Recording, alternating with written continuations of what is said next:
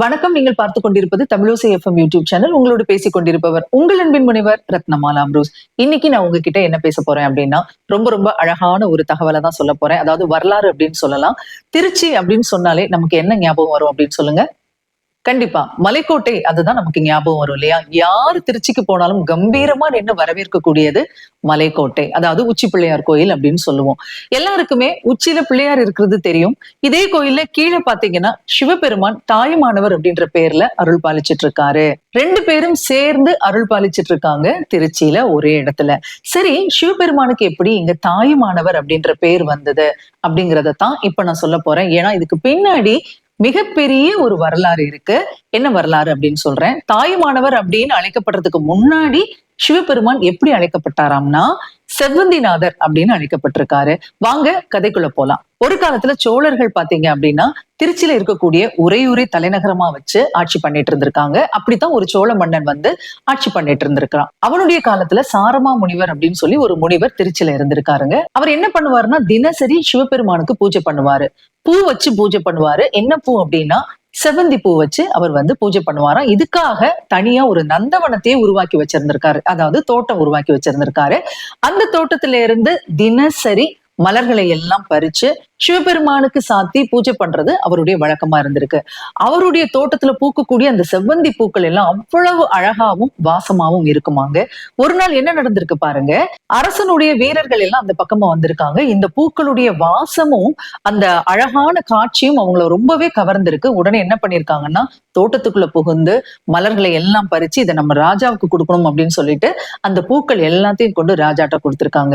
ராஜா பார்த்திருக்கிறாரு. அவர் வாழ்க்கையில இப்படி ஒரு அழகான பூவை பார்த்ததே இல்லையோ என்னவோ தெரியல. அவருக்கு அந்த பூவும் அந்த வாசமும் அவ்வளவு பிடிச்சிருந்தது. அவர் சொல்றாரு, எனக்கு தினமும் இந்த மலர்கள் வேணும், போய் பறிச்சுட்டு வந்துருங்க அப்படின்னு சொல்லியிருக்காரு. இதனால வீரர்கள் எல்லாம் என்ன செய்யறாங்கன்னா அவருடைய தோட்டத்துக்கு போய் மலர்களை எல்லாம் பறிச்சுட்டு வராங்க. தினசரி இது நடக்க ஆரம்பிச்சிருச்சு. இப்படியே போயிட்டு இருக்குங்க. கடைசியில என்ன ஆகுது பாருங்க. முனிவருக்கு பூஜை பண்றதுக்கு பூக்களே இல்லாத அளவுக்கு அங்க இருக்கக்கூடிய பூக்கள் எல்லாத்தையும் ராஜாவோட வீரர்கள் பறிச்சு கொண்டு போயிடுறாங்க. இது முனிவருக்கு ரொம்ப கவலையா இருக்கு. ஏன்னா சிவபெருமானுக்கு அவர் சாத்துறது இந்த மலர்களை மட்டும்தான். சிவபெருமான் பாத்தீங்கன்னா அபிஷேக பிரியர், நாராயணர் பாத்தீங்கன்னா நாம பிரியர், எல்லாருக்கும் தெரிஞ்ச விஷயம்தான். அதனால முனிவருக்கு அபிஷேகம் பண்றதுக்கு கூட பூ இல்லாதது ரொம்பவே கஷ்டமா இருக்கு. என்ன பண்றாரு அப்படின்னா நேரே ராஜா கிட்டே போயிடுறாரு. மன்னா, உம்முடைய வீரர்கள் எல்லாரும் எல்லா மலர்களையும் என்னுடைய நந்தவனத்துல இருந்து பறிச்சுட்டு வந்துடுறாங்க. சிவபெருமானுக்கு பூஜை பண்றதுக்கு கூட 1-2 பூக்களை கூட அவங்க வச்சுட்டு வர்றதில்ல. அதனால நீங்க எப்படியாவது சொல்லுங்க அவங்க கிட்ட, எனக்கு பூக்களை வச்சுட்டு அவங்க பூக்களை பறிக்கட்டும் அப்படின்னு சொல்லி கேட்டிருக்காரு. ராஜா இத காதுல வாங்கவே இல்லையா. முனிவருக்கு அழுகழுகையா வந்திருக்குங்க. யார் முன்னாடி நின்று அழுதுருக்காரு? சிவபெருமான் முன்னாடி நின்று அழ ஆரம்பிச்சுட்டாராம். அடியார் அழுகைய சிவபெருமான் பார்த்துட்டு இருப்பாரா? அவருக்கு ரொம்ப கோபம் வருது. அதுவும் உக்கிர கோபம் வருது. என்ன பண்றாரு அப்படின்னா அடுத்த நாளே மண்மழை பொழிய வச்சிடுறாருங்க. உறையூர் முழுக்க மண் மழை பெய்யுது. வரலாறுலயுமே உறையூர் மண்ணால் மூடப்பட்ட செய்தி நமக்கு கிடைச்ச செய்திதான். ஆகவே இது நடந்தது உண்மை. மண் மழை பொழியுதுங்க. யாருமே எதுவுமே செய்ய முடியல. இறுதியில ராஜாவும் ராணியும் என்ன பண்றாங்கன்னா அரண்மனையில இருந்து வெளியில வந்து எங்கேயாவது தப்பிச்சு ஓடலான்னு பாக்குறாங்க. ஆனா முடியல. ஓடுற இடத்துல என்ன ஆகுது அப்படின்னா ராஜா இறந்து போறாரு. அந்த நேரத்துல ராணி வந்து கர்ப்பமா இருக்காங்க. நிறை மாத கர்ப்பிணியா இருக்காங்க. வலியும் வந்துடுதுங்க. என்ன பண்ணுவாங்க பாவம். இங்க பார்த்தா ராஜா இறந்து கிடக்குறாரு. மண்மழை பொழியுது. அவங்களால ஒண்ணும் செய்ய முடியல. கதறாங்க. சிவபெருமானை நினைச்சு நாங்க செஞ்சதெல்லாம் தப்பு அப்படின்னு சொல்லிட்டு அங்க அழுது புலம்புறாங்க. அந்த நேரத்துல ஒரு அடியவர் வந்து அவங்களுக்கு உதவி பண்றாரு. ராணிக்கு நல்லபடியா பிரசவம் நடக்குது. அழகான ஒரு ஆண் குழந்தை பிறக்குதுங்க. அந்த ஆண் குழந்தை யாரு அப்படின்னு சொன்னா ரொம்பவே ஆச்சரியப்படுவீங்க. கல்லணை கட்டிய கரிகால சோழன் தான் இப்படி பிறந்தது அப்படின்னு சொல்லி ஒரு வரலாறு சொல்லுதுங்க. இப்படி உறையூர் மாநகரத்துல ஒரு சம்பவம் நடந்திருக்கு. இந்த சிவபெருமான் தான் செவ்வந்திநாதர் அப்படின்னு அழைக்கப்பட்டிருந்திருக்காரு. சரி, செவ்வந்திநாதர் எப்படி தாயுமானவர் ஆனாரு அப்படின்னு கேட்கலாம். அதுதாங்க நான் சொல்ல போறேன். செவ்வந்திநாதரையே நினைச்சிட்டு இருக்கக்கூடிய ஒரு தம்பதி வாழ்ந்துட்டு இருந்தாங்க திருச்சியில.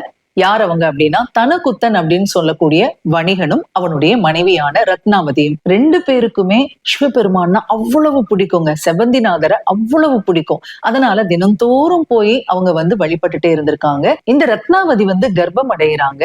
நிறை மாத கர்ப்பிணியா இருக்கும்போது ஒரு நாள் என்ன ஆகுது அப்படின்னா, இவங்களுடைய கணவனுக்கு வியாபார விஷயமா வெளியூருக்கு போகணுங்கிற கட்டாயம் ஏற்படுது. அதனால அவர் என்ன சொல்றாருன்னா, நான் போயிட்டு உடனே வந்துடுவேன் அப்படின்னு சொல்லிட்டு கிளம்பிடுறாரு. இவர் போகவும் என்ன ஆகுதுன்னா, இந்த பொண்ணுக்கு வயிறு வலி எல்லாம் வந்த மாதிரி இருக்கு. அதனால பயந்து போய் என்ன பண்ணுதுன்னா, தன்னுடைய அம்மாவை தனக்கு துணையா இந்த பொண்ணு கூப்பிடுறா. அதாவது ரத்னாவதி கூப்பிடுறாங்க. தன்னுடைய குழந்தைக்கு துணையா இருக்கணும்னு சொல்லி அந்த தாயும் தன்னுடைய ஊர்ல இருந்து கிளம்புறாங்க.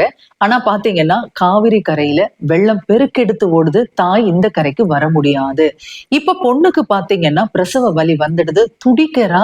என்ன செய்யறதுன்னே தெரியல. தாய் பக்கத்துல இல்ல, கணவனும் பக்கத்துல இல்ல. ஒரு பிரசவமா இருக்கக்கூடிய, அதுவும் நிறை மாத கர்ப்பிணியா இருக்கக்கூடிய, வலி வந்துட்டதுக்கு அப்புறமா ஒரு பொண்ணுக்கு எப்படி இருக்கும் அப்படிங்கறத நான் சொல்லி தெரிய வேண்டியதில்ல. துடிக்கிறாங்க.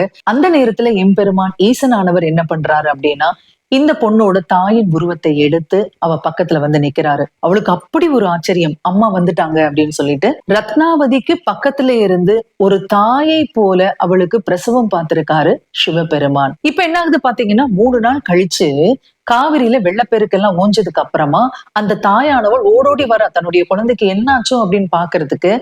இங்க வாசல்ல நிக்கும் போது அவளுக்கு அப்படி ஒரு ஆச்சரியம். ஏன்னா தன்ன மாதிரியே ஒரு பெண்மணி அங்க இருக்கிறாங்க. எப்படி இருந்திருக்கும் அந்த தாய்க்கு. உடனே யாரா இருக்கும் அப்படின்னு சொல்லிட்டு ஓடி போய் பார்க்கும்போது, அந்த நேரத்துல ரத்னாவதியும் பாக்குறா. இங்க ஒரு தாய், அங்க ஒரு தாய். அவளுக்கு ஒண்ணுமே புரியல. இப்ப சிவபெருமான் என்ன பண்றாருன்னா, அந்த தாயின் உருவத்தை கலைத்து தன்னுடைய சுயரூபத்தை அவங்களுக்கு காமிக்கிறாரு. 2 பேருக்கும் எப்படி இருந்திருக்கும் அப்படின்னு ஒரு நிமிஷம் யோசிச்சு பாருங்களேன். எப்பேற்பட்ட ஈசனானவன் தன்னை தாயாக்கி கொண்டு குழந்தையை பாதுகாத்திருக்கிறான் அப்படின்னு சொல்லிட்டு தாயானவள் நினைக்கிறா. மகள் என்ன நினைக்கிறான்னா, சிவபெருமான நமக்கு தாயா வந்தாரு, இத்தனை வேலைகளை அவரா செஞ்சாரு அப்படின்னு சொல்லிட்டு கண்ணுல நீர் மல்க நின்னுட்டு இருக்கா. இப்படி 2 பேரும் வியப்பின் உச்சியிலும் உருக்கத்திலும் நெகிழ்ச்சியிலும் நிக்கிறாங்க. இதுதாங்க கதை. ரத்னாவதிக்கு தாயாக பிரசவம் பார்த்து அவளையும் குழந்தையையும் பாதுகாத்ததுனாலதான் அவருக்கு பேரு தாயுமானவர் அப்படின்னு ஆயிருக்கு. எப்பேற்பட்ட ஒரு திருவிளையாடல் இல்லையா? ரத்னாவதி தான் எத்துணை பாக்கியவதி, அவளுடைய தாய் தான் எத்துணை பாக்கியசாலி அப்படிங்கறத நம்ம நினைச்சு பார்க்கணும். ஈசனானவன் தாயை விட சிறந்த தயாபரன் அப்படின்னு சொல்லி மாணிக்க வாசகர் சொல்லுவாரு. அது எவ்வளவு உண்மை அப்படிங்கறத இந்த சம்பவத்தில இருந்து நம்ம தெரிஞ்சுக்கலாம். பால் நினைந்தூட்டும் தாயினும் சால பரிந்தினி பாவியேனுடைய ஊழினை உருக்கி உள்ளொளி பெருக்கி உலப்பிலா ஆனந்தமாய தேனினை சொரிந்து புறம் புறம் திரிந்த செல்வமே சிவபெருமானே, யானுனை தொடர்ந்து சிக்கென பிடித்தேன், இனி எங்கெழுந்தருளுவது நீயே அப்படின்னு சொல்லி மாணிக்க வாசகர் ரொம்ப ரொம்ப அழகா பாடுவாரு.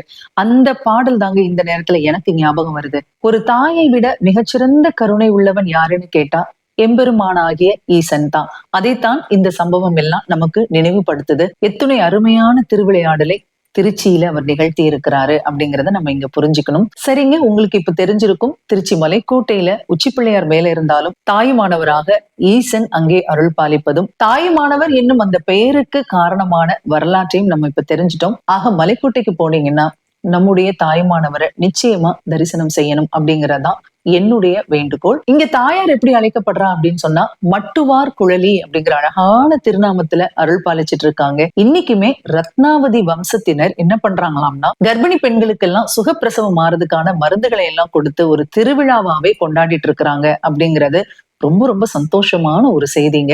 ஆக திருச்சி மலைக்கோட்டைக்கு போனீங்கன்னா இந்த வரலாற்றை நினைச்சிட்டே தாய்மானவரையும் தாயாரையும் வணங்கிவிட்டு வருவோம். தென்னாடுடைய சிவனை போற்றி, எந்நாட்டவருக்கும் இறைவா போற்றி. ஓம் நம சிவாய. மீண்டும் மற்றொரு நிகழ்ச்சியில் உங்களை சந்திக்கலாம். அதுவரை உங்களிடத்திலிருந்து விடைபெற்றுக் கொள்பவர் உங்கள் அன்பின் முனைவர் ரத்னமாலா புரூஸ்.